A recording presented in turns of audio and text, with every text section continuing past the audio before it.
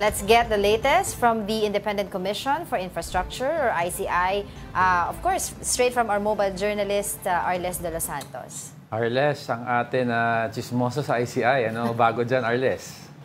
Angela at Diego, katatapos lamang ng isinagawang kilos protesta dito sa ICI na pinangunahan ng People's Search and National Alliance of Disaster Survivors and Victims, kung saan ay sinubukan nga nila na makapasok dito sa compound ng ICI nang sa gayon ay may pahayag ang kanilang pagkadismaya sa isinasagawang investigasyon ng Independent Commission for Infrastructure hinggil sa mga maanomalyang flood control programs ng ating pamahalaan. Ito raw ay bahagi ng Black Friday protest upang kondenahin ang umano'y whitewashing at cover-ups ng investigation process ng komisyon, at ayon sa grupo, mula nang simula ng Independent Commission for Infrastructure ang investigasyon nito sa issue, ay hindi pa rin natutukoy ang mga opisyal ng pamahalaan na sangkot dito sa kabila ng mga testimonya ng mga kontraktor sa pagdinig ng Senate Blue Ribbon Committee.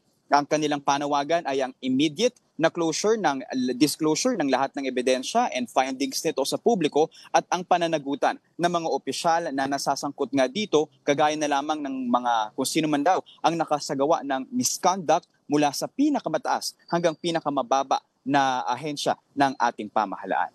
Arles, I'd like to clarify yung pagkadismaya nitong grupo sa ICI. What specifically ang ayaw nila sa pamamalakad ng ICI? Because parang yung dating hinaing ng mga tao na hindi kayo nagbo-broadcast live, ngayon gagawin nila. Tapos tinanong nila, paano naman yung ibang natapos ng mga pagdinig? May audio recording naman pala daw. So ano pa ang, what else are they asking for? So for Diego, ang kasama sa mga panawagan nila dito ay yung yung sana daw sa ngayon ay malaman na nga kung ano talaga yung takbo ng pagdinig ng ICI. Though magkakaroon naman na ng live streaming sa mga paparating na linggo, pero ang kanila talagang prioridad ay sa mga kanila nabanggit kanina, mabagal daw itong proseso ng ICI sa pagpapanagot ng mga opisyal.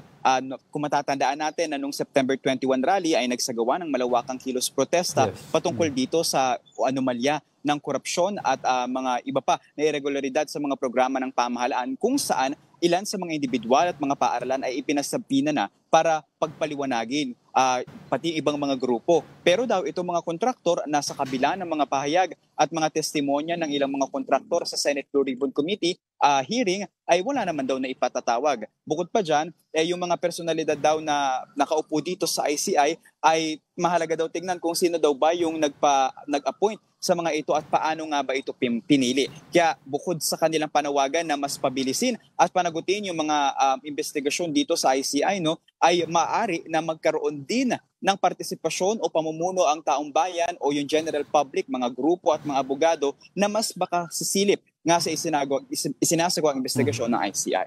Finally, Arles, tanong ko lang din kasi a lot of critics are saying na okay, they will be opening up the hearings to the public kasi tapos na daw imbitahan yung mga main personalities dito sa investigation nila, such as former House Speaker Martin Romualdez, 'di ba? So, meron pa ba silang iimbitahan na iba pang personalidad na sangkot dito sa anomalya ng flood control projects? Will they be inviting former House Speaker also as well? Angela, sa ngayon ay wala pang bagong linya ng mga personalidad na ipatatawag ng ang komisyon, Pero merong mga babalik, kagaya na lamang ni dating House Speaker Martin Romualdez na ang reason ng kanyang pag-cancel ay medical procedure, and then si dating Undersecretary ng DPWH na si Roberto Bernardo na sakit din ang kanyang idinahilan. Pero yung mga bagong personalidad na maaaring unang beses na pupunta dito sa ICI ay wala pa tayong listahan. Bukod kasi sa wala pa tayong listahan, wala rin na isasagawang hearing ang ICI dahil wala si DPWH Secretary Babe Singson next week. All right, thank you for that. Mobile Journal Arles de los Santos reporting from the ICI headquarters in Taguig City.